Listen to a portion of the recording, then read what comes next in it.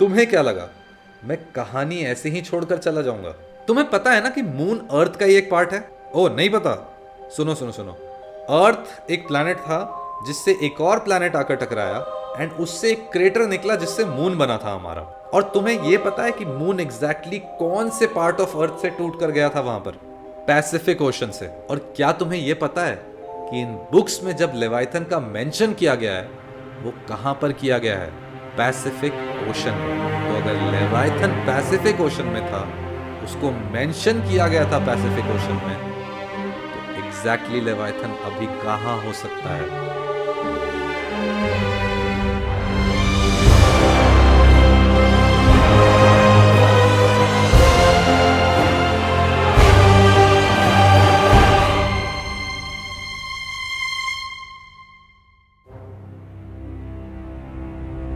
Billions of years पहले एक planet था।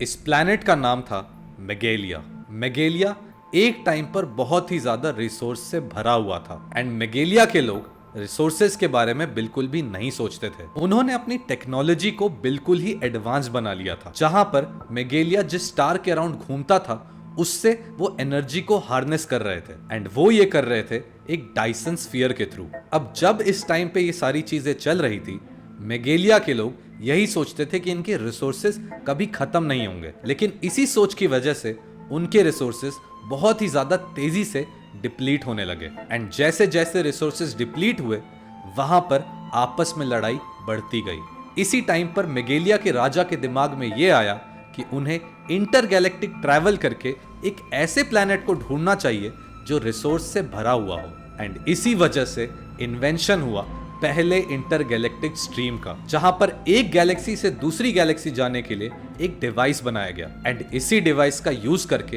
एक ट्रूप को भेजा गया एक बाहर के प्लैनेट को स्टडी करने के लिए। अब जब ये ट्रूप इस गैलेक्सी में आया तो उन्हें दूर से एक ऐसा प्लैनेट दिखा जहां पर ऐसा लग रहा था कि बहुत ही ज्यादा रिसोर्सेस होंगे एंड जब उन्होंने पास जाकर देखा, उसके एटमॉस्फेयर में घुसे तो उन्हें दिखाई दिया एक सुंदर सा प्लैनेट जहां पर बहुत ही ज्यादा रिसोर्सेज थे। इस नए प्लैनेट के लोग सिर्फ खेती बाड़ी करते थे एंड उन्होंने अपने रिसोर्सेज को पूल करके एक बहुत ही अच्छा सिस्टम बना लिया था। यहाँ पर बहुत सारे रेस के लोग साथ में हार्मनी में रहते थे एंड इस प्लैनेट का नाम था अर्थ। जैसे ही इस ट्रूप को पता चला कि इस प्लैनेट पे बहुत सारे रिसोर्सेज हैं, इन्होंने सीधा वापस लौटकर बता दिया मेगेलिया के राजा को एंड मेगेलिया के राजा ने अपने प्लैनेट की कंडीशन देखने के बाद यह डिसीजन लिया कि वो अर्थ को कॉन्कर करेंगे। पर इससे पहले उनके पास एक बहुत बड़ी प्रॉब्लम आ गई, क्योंकि जब ये ट्रूप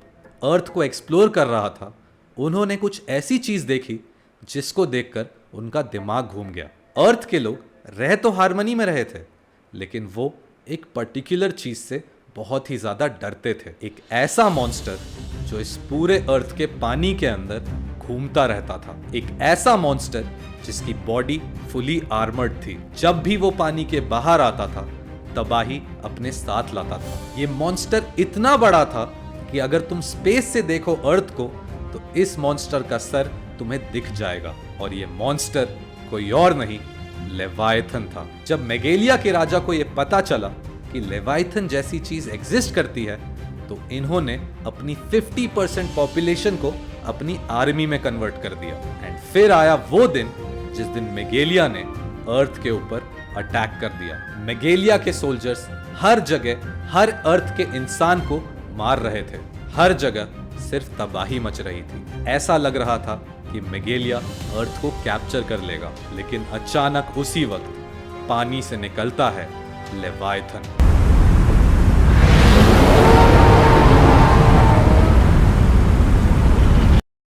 अब जैसे ही लेवाइथन पानी से बाहर निकला उसने हर इंसान बिना देखे मारने शुरू कर दिए। उसने ये नहीं देखा कि अर्थ पे कौन था, कौन मेगेलिया से आया था, बस हर जगह लेवाइथन तबाही मचा रहा था। मेगेलिया पूरी तरीके से खत्म होने वाला था, लेकिन तभी मेगेलिया के राजा ने ऑर्डर किया कि जितने लोग भी बचे हैं मेगेलिया पे उन सबको आना पड़ेगा लड़ने के लिए। फिर शुरू हुआ एक ऐसा वॉर जहां पर लेवाइथन को मारने के लिए ना सिर्फ मेगेलिया लड़ रही थी बल्कि अर्थ के लोग भी लगे हुए थे, पर लेवायथन जैसी चीज को मारना किसी के लिए भी पॉसिबल नहीं था। अब लड़ाई ऐसी चलती रही और लेवायथन ने एक एक करके हर उस इंसान को मार दिया जो उसके रास्ते में आ रहा था। धीरे धीरे अर्थ के ट्रूप्स के साथ साथ मेगेलिया के ट्रूप्स भी खत्म होने लगे। ऐसा लग रहा था कि अर्थ पे किसी और का राज नहीं, लेवायथन का राज होगा। पर तभी अचानक से आसमान में एक छोटी सी लाइट चमकती है। किसी को समझ नहीं आ रहा था कि ये क्या हो रहा है। वो लाइट धीरे धीरे बड़ी होती गई एंड ये लाइट जब इतनी पास आ गई कि लोगों को सामने से दिखने लगी, तब उन्हें समझ में आया इनके साथ क्या हो रहा है। एक दूसरा प्लैनेट जिसका नाम था थिया, वो आकर अर्थ से टकराने वाला था। एक ही क्षण में थिया अर्थ से टकरा जाता है। अर्थ का पैसिफिक ओशन वाला पार्ट जहां मेजरली लेवायथन रहता था, वहां पर वो प्लैनेट टकरा गया। इस वजह से अर्थ के उस पार्ट के टुकड़े टुकड़े हो गए। कोई भी इंसान, कोई भी जीव जो वहां बचा था, वो पूरी तरीके से तबाह हो गया। लेकिन फिर एक ऐसी चीज हुई जो कोई भी एक्सपेक्ट नहीं कर रहा था। थिया के अर्थ से टकराने के बाद कुछ एक पार्ट अलग हो गया था अर्थ से, एंड वो पार्ट अर्थ के ग्रेविटेशनल पुल की वजह से अर्थ के अराउंड रिवॉल्व करने लग गया। और जब इस तबाही का अंत हुआ तो लेवायथन कहीं दिख नहीं रहा था, क्योंकि थिया के साथ जो अर्थ का पार्ट अलग हुआ था उसमें लेवायथन कैप्चर हो गया था। आज भी रात के अंधेरे में जब हम ऊपर देखते हैं तो एक चीज अर्थ के अराउंड रिवॉल्व करती हुई दिखती है, एंड इसे हम बुलाते हैं चांद, हमारा मून। ये कहानी थी मून में फंसे हुए लेवायथन की। अब आई होप कि आपको ये कहानी सुनकर मजा आया होगा, लेकिन ये कहानी जो है ये पूरी तरीके से फिक्शनल है। मैंने इस कहानी को लिखा था जब लेवायथन का क्रेज बहुत ही ज्यादा बढ़ गया था, एंड जब मुझे ये समझ में आया कि लेवायथन एक्चुअली एग्जिस्ट नहीं कर सकता है, तो मैंने इस फिक्शनल स्टोरी को लिखा लेवायथन की कहानी को आगे ले जाने के लिए। आपने पिछले एक महीने में देखा होगा कि बहुत सारे आर्टिकल्स एंड वेबसाइट्स पर लेवायथन की न्यूज आ रही थी, एंड कैसे यहीं से लेवायथन वायरल हो गया। इसी से हम समझ सकते हैं कि आज के टाइम पे कितना ज्यादा क्रूशियल है एक इनोवेटिव और क्रिएटिव वेबसाइट बनाना जो आपको और आपके बिजनेस को इंस्टेंटली हेल्प कर दे। अब जब ये इतना इंपॉर्टेंट हो गया है, तो मैं आपको बताना चाहूंगा एक ऐसे एप्लीकेशन के बारे में जो आपको सिर्फ 4 सिंपल स्टेप्स में एक बहुत ही इंप्रेसिव वेबसाइट बनाकर दे देगा। मैं जिस एप्लीकेशन की बात कर रहा हूं वो है ओडू का वेबसाइट बिल्डर। ओडू एक all in one business software है जो बहुत सारे एप्स प्रोवाइड करता है, जैसे CRM, accounting, email marketing, e learning and much more. अब इनमें से ही एक है वेबसाइट बिल्डर। अब आप सोच रहे होंगे कि इसमें बहुत सारे पैसे लगते होंगे, लेकिन यही तो ओडू को बाकी सबसे डिफरेंट बनाती है। ओडू का एक ऐप आपको जिंदगी भर के लिए फ्री में मिलता है, तो आप आराम से अपनी मनपसंद वेबसाइट बना सकते हैं। लेकिन अब आप ये सोच रहे होंगे कि इसको बनाना तो बहुत ही ज्यादा हार्ड होता होगा, कोडिंग करनी पड़ती होगी। वेल गाइस, ओडू इसमें एक क्लास अपार्ट है। ओडू पे वेबसाइट बनाना बहुत ही ज्यादा इजी है। तो चलिए मैं आपको बताता हूं कि ओडू के थ्रू एक वेबसाइट बनाने के वो 4 मैजिकल स्टेप्स क्या है। स्टेप 1, आपको डिसाइड करना है द टाइप ऑफ वेबसाइट जो आप बनाना चाहते हैं, अपना बिजनेस एंड अपने गोल्स। स्टेप 2, आप चूज कर सकते हैं अपने वेबसाइट के लिए एक सूटेबल कलर पैलेट, या तो आप अपना लोगो अपलोड कर सकते हैं एंड ओडू उसका कलर पैलेट आपको खुद दे देगा। स्टेप 3 में आपको अपने वेबसाइट के पेजेस और फीचर्स को सेलेक्ट करना है, जैसे about us, services, pricing and much more. Step 4 में आपको बहुत सारी AI जनरेटेड थीम्स में से अपनी मनपसंद थीम चूज करनी है, और ये करते ही लो बन गई आपकी वेबसाइट। अब फाइनली आप ये सोच रहे होंगे कि ये इतना इजी था तो इसको कस्टमाइज ज्यादा कर नहीं सकते होंगे। वेल, मैंने क्या बोला था, Odoo is a class apart. Website builder में साइड पैनल से आप एक एक छोटी से छोटी चीज को drag, drop and single click में एडिट कर सकते हो। अब लेट्स से आपके वेबसाइट पर डालने के लिए आपके पास खुद की इमेजेस नहीं है, तो ओडू में आपको मिल जाएगी एक बहुत ही इंप्रेसिव अनस्प्लैश इमेज लाइब्रेरी। और अगर आपको यह समझ ना आए कि आपको अपनी वेबसाइट पर क्या लिखना है, तो ओडू में AI भी है जो आपको हेल्प करेगा अपने वेबसाइट के लिए कंटेंट लिखने में। इसके ऊपर ओडू आपको 1 साल के लिए फ्री कस्टम डोमेन भी देता है और उसी के साथ साथ लाइफ टाइम होस्टिंग और सपोर्ट बिल्कुल ही फ्री। तो अगर आपको भी अपने लिए एक वेबसाइट बनानी है तो इसका लिंक इस वीडियो की डिस्क्रिप्शन में आपको मिल जाएगा। वेबसाइट तो आपने बना ली, लेकिन अब मैं जो आपको बताने जा रहा हूं वो सुनकर आपका दिमाग भी अचंभित रह जाएगा। क्या आपने गूगल अर्थ पे जूम करते टाइम एक ऐसे स्नेक हेड को देखा है जो एंटार्क्टिका के ऊपर और साउथ अमेरिका के नीचे है? ये एक बहुत ही अजीब सा स्ट्रक्चर है जो गूगल अर्थ पे बहुत सारे लोगों ने देखा है और लोग कहते हैं कि ये लेवाइथन है, एक ऐसा मॉन्स्टर जिसका जिक्र बाइबल में भी है, एक ऐसा सी सर्पेंट जिसे दुनिया ने कभी भी नहीं देखा और हो सकता है कि कभी देख भी ना पाए। आखिर ऐसी क्या बात है जो इस क्रीचर को मिथिकल से मिस्टीरियस बना देती है? अब बहुत सारे YouTube वीडियोस, बहुत सारे Instagram रील्स और बहुत सारे ऐसे क्लिप्स हैं जो बता रहे हैं कि शायद लेवाइथन एग्जिस्ट करता है। एंड इनफैक्ट मैंने खुद एक वीडियो बनाई थी जिसमें मैंने बताया था कि लेवाइथन एक्चुअली है क्या। अब इन सारी चीजों में एक कॉमन चीज है कि सब लोग एक ही चीज क्लेम कर रहे हैं कि गूगल अर्थ पे जो स्नेक हेड दिख रहा है वो एक्चुअली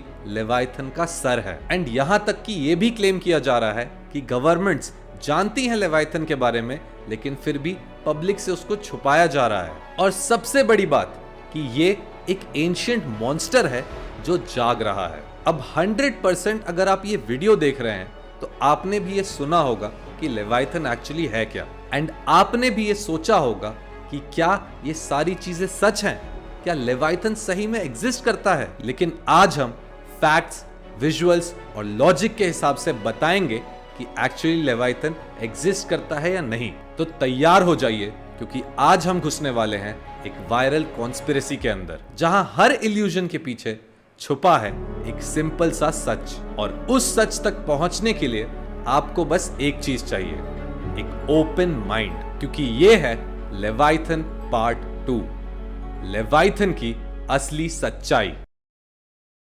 लेवाइथन नाम ही काफी है क्यूरियोसिटी जगाने के लिए। अब ये कोई मॉडर्न क्रीचर नहीं है, इसका कॉन्सेप्ट हजारों साल पहले की माइथोलॉजी से आता है। अब जैसा कि मैंने आपको पिछली वाली लेवाइथन की वीडियो में बताया था कि ये बाइबल में आता है बुक ऑफ जॉब में, जहां चैप्टर 41 में एक बहुत ही पावरफुल डायलॉग लिखा गया है, can you pull in leviathan with a fish hook और tie down its tongue with a rope. इस एक लाइन में ही उस क्रीचर की फियर और इंटेंसिटी का पता लगाया जा सकता है। ये कोई ऑर्डिनरी क्रीचर नहीं था, ये एक डिवाइन लेवल का थ्रेट था जो सिर्फ भगवान के कंट्रोल में था। इसके अलावा साम्स, इसाया और आमोस जैसे टेक्स्ट में भी इसका जिक्र मिलता है, हमेशा एक ऐसे क्रीचर के रूप में जो समुद्र के अंदर छुपा हुआ है। लेकिन ये सिर्फ एक मिथ था, क्योंकि ये क्रीचर मेटाफोरिकल था, मतलब कि ये रियल में एग्जिस्ट नहीं करता था, लेकिन ये कुछ चीजों को सिंबलाइज करता था जो उस टाइम पर गलत मानी जाती थी। ये किसी एक्चुअल सी मॉन्स्टर का डिस्क्रिप्शन नहीं था, बल्कि एक सिंबॉलिक रिप्रेजेंटेशन था, evil, danger and chaos of the unknown oceans. अब एंशिएंट लोगों के लिए समुद्र एक अननोन और मिस्टीरियस जगह थी, एक ऐसी जगह जिसका एंड किसी ने भी नहीं देखा था, जहां से तूफान, तबाही और मौत आती थी।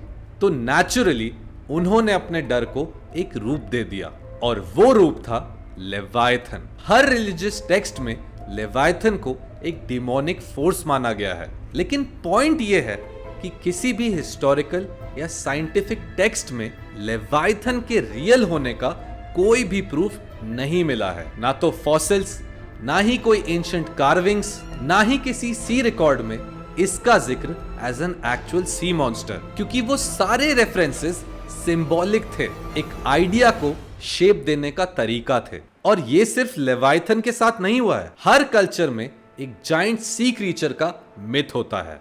जापान में र्यूजिन, नॉर्स माइथोलॉजी में यॉर्मन गैंडर। तो क्या हर कल्चर ने अपने समय का एक लेवाइथन बना लिया? अब ये बहुत ही ज्यादा पॉसिबल है, लेकिन इसका मतलब ये नहीं कि वो रियल थे।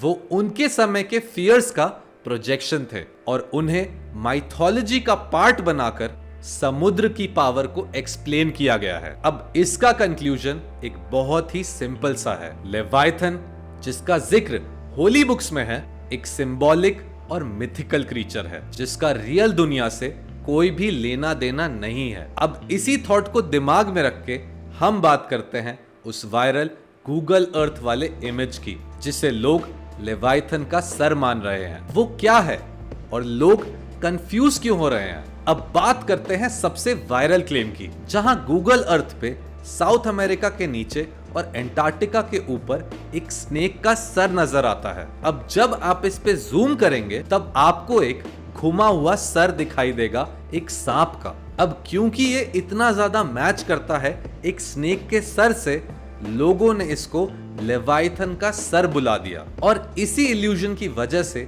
बहुत सारे वायरल क्लिप्स में इसको सही बता दिया गया। जहां मैं भी आपसे सॉरी बोलना चाहूंगा क्योंकि मैंने भी ये काम ऑलमोस्ट कर दिया था विदाउट एनी नॉलेज। एंड जैसा कि मैंने पिछली वीडियो में कहा था अपनी, मैं यहाँ पर अब कोई भी अफवाह बिना किसी ट्रुथ के नहीं बताऊंगा। अब बहुत सारे क्रिएटर्स इंक्लूडिंग मी ने क्लेम किया कि ये प्रूफ है कि लेवाइथन ओशन बेड पे सो रहा है। ये गूगल अर्थ का ग्लिच नहीं, एक रियलिटी है। लेकिन जब हम इमोशन से हटकर साइंस की आंखों से देखेंगे तो हमें मिलता है एक सिंपल और लॉजिकल एक्सप्लेनेशन। अब ये स्नेक हेड जो आप देख रहे हैं ना, ये है साउथ सैंडविच आइलैंड्स, और वो स्ट्रक्चर्स जो आप देख रहे हैं स्नेक के नॉस्ट्रिल्स जैसे, वो साउथ सैंडविच आइलैंड्स का वोल्केनिक आइलैंड्स का चेन है। ये आइलैंड्स अटलांटिक ओशन के सदर्न रीजन में एग्जिस्ट करते हैं और इन सब का पोजीशन एक कर्व्ड पैटर्न में है। अब मैं आपको बताता हूं कुछ मेजर आइलैंड्स जो इस चेन में आते हैं। इनमें सबसे पहला है मोंटागू आइलैंड, जो इस रीजन का सबसे बड़ा आइलैंड है। फिर आता है सॉन्डर्स आइलैंड, जो वोल्केनिक इरप्शंस के लिए फेमस है। इसके बाद है ब्रिस्टल आइलैंड, जो स्नो कवर्ड है और इररेगुलर है। एंड फाइनली आते हैं कैंडलमास आइलैंड, ज़वोदोव्स्की आइलैंड और कुछ और छोटे आइलैंड्स जो इस चेन का हिस्सा हैं। अब इस चीज को कोइंसिडेंस कहेंगे या कोई खेल कि ये सारे आइलैंड्स ऐसे ही पैटर्न में अरेंज्ड है कि ये एक स्नेक हेड और उसकी बॉडी है। और ये तो हमें पता ही है कि कुदरत का खेल कितना ही निराला है, और करो कुदरत की चीजों से छेड़छाड़। अब यहाँ पर एक और इंपॉर्टेंट बात है जो नोटिस करने वाली है कि ये गूगल मैप्स और गूगल अर्थ पे जो इमेजेस आते हैं वो रियल टाइम में नहीं होते। वो बहुत सारे सैटेलाइट से लिए हुए इमेजेस हैं जिनको साथ में जोड़ा गया है, सिला गया है। क्योंकि क्लाउड्स होते हैं, वेव्स होते हैं, सनलाइट पैटर्न्स होते हैं जिनको रियल टाइम में कोई भी कैमरा या ऐप नहीं दिखा सकता। और कभी कभी डेटा लॉस और रेंडरिंग की वजह से ये सारे इमेजेस जो होते हैं वो डिस्टॉर्ट हो जाते हैं या एक पर्टिकुलर फॉर्म लेने लग जाते हैं।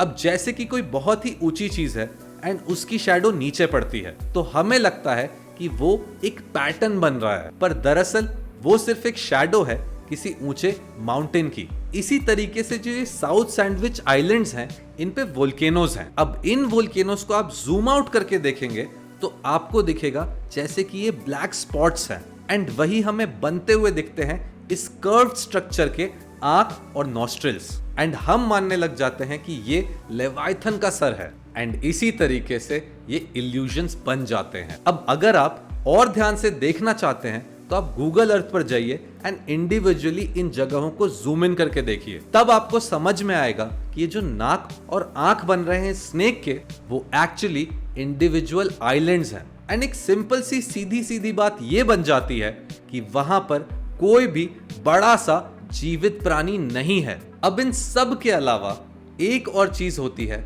जिसे हम कहते हैं पैराडोलिया, जिसका मतलब होता है ह्यूमन ब्रेन का इल्यूजन। अब आपके साथ भी ये बहुत बार हुआ होगा कि आपको क्लाउड्स में चेहरे दिख रहे हैं, ड्रैगन दिख रहा है, कोई कैरेक्टर्स दिख रहे हैं। कभी आप ट्रीज को देखते हैं तो उसमें आपको आंख, मुंह, कान सब दिखने लग जाता है। या हिल्स में कभी कभी आपको ह्यूमंस और एनिमल का पैटर्न लगता है। इसी तरीके से जब कुछ वोल्केनिक आइलैंड्स कर्व्ड फॉर्म में अलाइन हो जाते हैं, हमारा दिमाग ऑटोमेटिकली उसको एक जाइंट सर्पेंट का हेड बना लेता है। स्पेशली तब जब हम पहले से इन्फ्लुएंस हो रखे हैं लेवाइथन जैसी वायरल थ्योरीज से। इससे हमारा फाइनल कंक्लूजन आता है कि क्या लेवाइथन सही में एग्जिस्ट करता है, जिसका एक सिंपल वन वर्ड आंसर है नहीं। जो गूगल अर्थ पे दिख रहा है वो सिर्फ वोल्केनिक आइलैंड चेन है, क्लाउड फॉर्मेशंस और वेव फॉर्मेशंस हैं, सैटेलाइट इमेजरी के डिस्टॉर्शंस हैं और हमारे दिमाग के इल्यूजन्स। इसका लेवाइथन से कोई भी लेना देना नहीं है, ना ही कोई क्रीचर वहां छुपा है और ना ही कोई स्कल या फॉसिल टाइप स्ट्रक्चर वहां एग्जिस्ट करता है।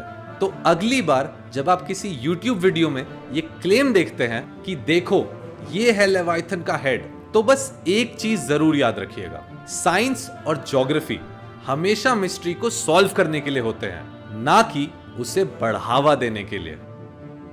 तो अब हम ये देख ही चुके हैं कि लेवाइथन एक्चुअली एग्जिस्ट करता ही नहीं है और ये जितनी भी YouTube वीडियोस और वायरल वीडियोस बन रही हैं ये सिर्फ व्यूज और क्लिक्स के लिए बन रही हैं, जिसके लिए मैं भी सॉरी बोलता हूं क्योंकि मैंने भी ये चीज की है, लेकिन उस टाइम मुझे फुल नॉलेज नहीं थी एंड मेरा इंटेंशन ये नहीं था कि मुझे सिर्फ व्यूज चाहिए, मुझे ये भी था कि मुझे ये चीज कवर करनी चाहिए, क्योंकि आखिरकार एक स्टोरी टेलर ही आपको एक अच्छी कहानी सुना सकता है और मेरा काम है आपको एंटरटेनिंग स्टोरी सुनाना। तो अब ये मैंने पहले भी कहा है और मैं अभी भी कहना चाहूंगा कि आगे से जितनी भी वीडियोस आएंगी उनमें मैं कभी भी कोई अफवाह नहीं फैलाऊंगा। अब ये है कि अगर मुझे फिक्शनल स्टोरी सुनानी होंगी तो मैं आपको पहले ही बता दूंगा कि ये फिक्शनल स्टोरी है, और इसका मतलब ये नहीं है कि इस चैनल पर कॉन्स्पिरेसी थ्योरीज या मिस्ट्रीज नहीं आएंगी। इसका सीधा सीधा मतलब ये है कि मैं आपको व्यूज और क्लिक्स के लिए कभी भी अब से गुमराह नहीं करूंगा। तो आई होप कि आप मुझे माफ कर पाएं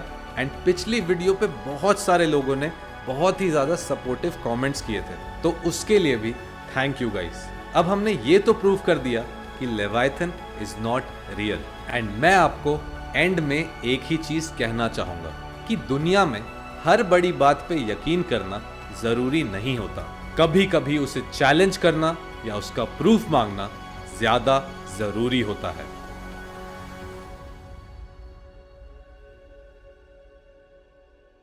फिक्शनल कैरेक्टर एक मिनट, मेरी जो फिक्शनल स्टोरी है उसमें लेवाइथन मून में ट्रैप्ड है एंड एक और बहुत ही बड़ा क्रीचर है जिसको पूरी दुनिया बहुत ही ज्यादा प्यार करती है। उसकी आखिरी मूवी में यह दिखाया गया है कि उसकी बॉडी ओशन में नीचे सिंक हो जाती है। तो अगर एक एंशिएंट फिक्शनल क्रीचर मून में है, स्पेस में है, और दूसरा fictional modern creature depths of the ocean में है, और हमें यह भी पता है कि एक टाइम पर एक प्लैनेट पर सिर्फ एक ही बड़ा क्रीचर रह सकता है, तो तब क्या होगा जब फाइट होगी बिटवीन लेवाइथन एंड गॉड।